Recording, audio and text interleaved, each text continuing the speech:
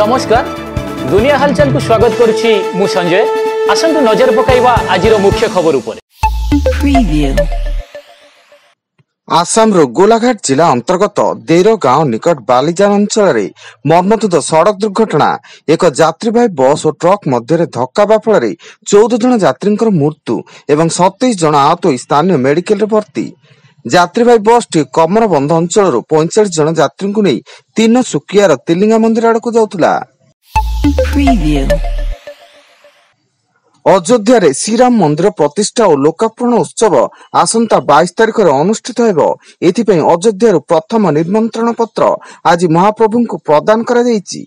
श्रीराम जन्मभूमि तीर्थक्षेत्र कमिटी रो ओडिशा कार्यकर्ता डॉक्टर बसंत पति और अन्य माने आज श्रीमंदिर मासी महाप्रभु को ए निमंत्रण पत्र दैछन्ति।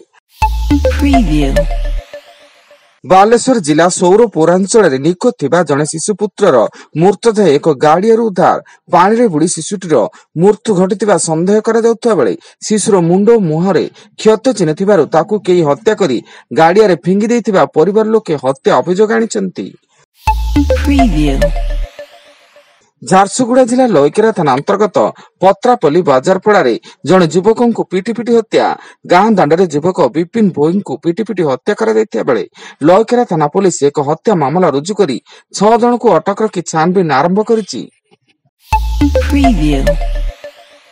गजपति जिला मोहना ब्लॉक अंतर्गत सिकुली पदर पंचायत अलंडा जंगल रे मोहना पुलिस राजस्व और वन विभाग पक्षर कोटी ऊर्ध्व टंकार गंजेई चाष नष्ट 62 एकर जंगल जमी ए गंजेई चाष को नष्ट कर बेले उक्त मामला 2 जन विरुद्ध मामला रुजु होइछि।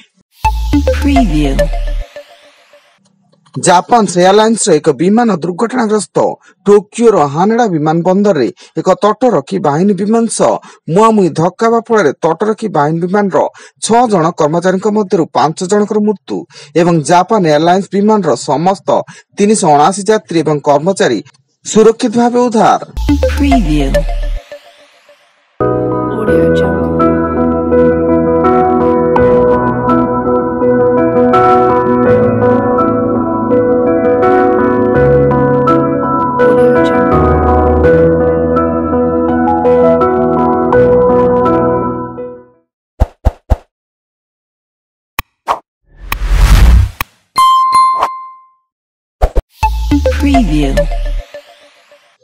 दिल्ली 3टी राज्यसभा आसन एवं सिक्किम गोटे राज्यसभा आसन निमंते निर्वाचन पर विज्ञप्ति जारी होइछि।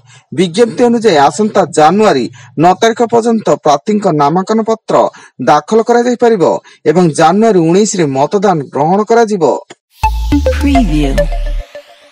मेडिकल छात्र छात्री मासिक स्टाइपेंड वृद्धि कले मुख्यमंत्री नवीन पट्टनायक डी फार्मा स्टाइपेंड राशि 250 रु 500 को वृद्धि कर बेले एएनएम स्टाइपेंड राशि 1000 रु 2000 टंका को वृद्धि, बीएससी नर्सिंग स्टाइपेंड राशि 2500 रु 5000 टंका को वृद्धि एवं एमफिल छात्र छात्री स्टाइपेंड राशि 7000 रु 10000 टंका को वृद्धि करा जायछि।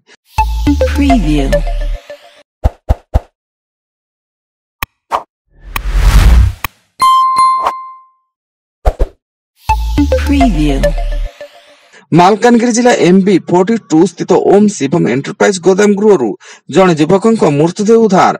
गोदाम गृहर शौचालय भितर मृतदेह मिलता बेले गत 2 दिन तले से निखोज थिले एवं मालकानगिरी आदर्श थाना पुलिस तदंत जारी।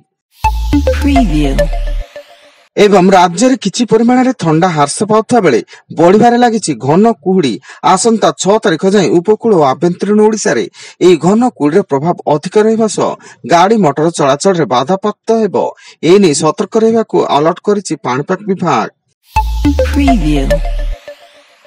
आजि पई एतिकी अधिक खबर जानिया पई आम वेबसाइट विजिट करंतु www.duniyahalchal.in। धन्यवाद।